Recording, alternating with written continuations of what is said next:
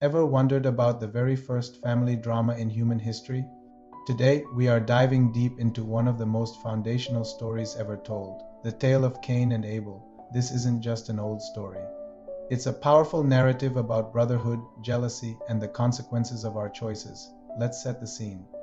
After being expelled from the Garden of Eden, Adam and Eve start a new life.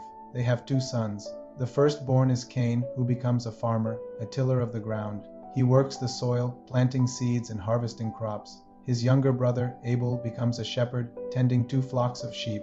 Both brothers work hard, each in their own way, contributing to their family's survival in this new, challenging world. As was the custom, both Cain and Abel decided to present an offering to God. Cain brought some of the fruit of the soil, the produce he had painstakingly cultivated. Abel, on the other hand, brought the best of his flock, specifically the firstborn lambs and their fat portions. This is where the story takes a critical turn.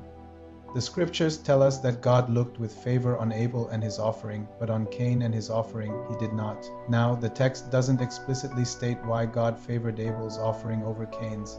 Some interpretations suggest it was about the quality of the offering, that Abel brought his absolute best, while Cain's was perhaps a more standard offering. Others believe it had to do with the heart and attitude behind the gift. Abel's offering might have been given with a spirit of pure faith and generosity, while Cain's might have been given out of obligation or with a less sincere heart. Regardless of the reason, the result was devastating for Cain. He became incredibly angry, and his face was downcast. He was consumed by feelings of rejection, envy, and resentment toward his brother. Seeing his distress, God speaks directly to Cain. He asks him, "Why are you angry? And why has your face fallen? If you do what is right, will you not be accepted? But if you do not do what is right, sin is crouching at your door. It desires to have you, but you must rule over it." This is a pivotal moment. God gives Cain a warning and a choice. He essentially tells him, "You can control this anger. You have the power to overcome these feelings of jealousy. You don't have to let sin win." It is a profound message about personal responsibility and the internal battle we all face between our better and worse natures. But tragically, Cain doesn't heed the warning. He lets the jealousy and rage fester. One day, he says to his brother Abel, "Let's go out to the field." And while they were in the field, away from everyone, Cain attacked his brother Abel and killed him. This act marks the first murder in the biblical narrative, a brother's hand raised against his own flesh and blood. The very ground which Cain worked is now stained with his brother's innocent blood. After this terrible act, God confronts Cain again, asking him, "Where is your brother Abel?" Cain's famous reply is a defiant and evasive question of his own. "I do not know. Am I my brother's keeper?"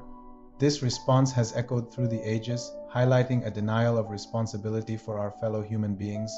God, of course, knows exactly what happened. He says, "What have you done? Listen.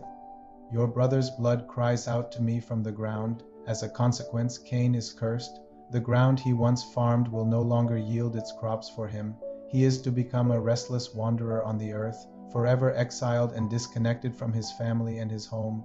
Fearing for his life, Cain expresses his despair to God, saying his punishment is more than he can bear and that whoever finds him will kill him. In a moment of complex mercy, God places a mark on Cain, not as a brand of shame, but as a sign of protection, decreeing that anyone who killed Cain would suffer vengeance 7 times over. So Cain lives and lives as a wanderer, eventually building a city and starting his own lineage.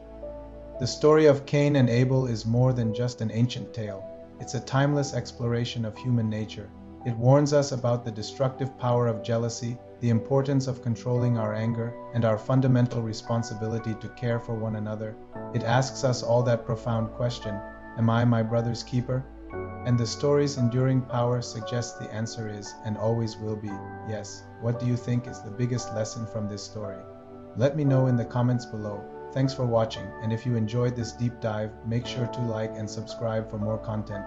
See you next time.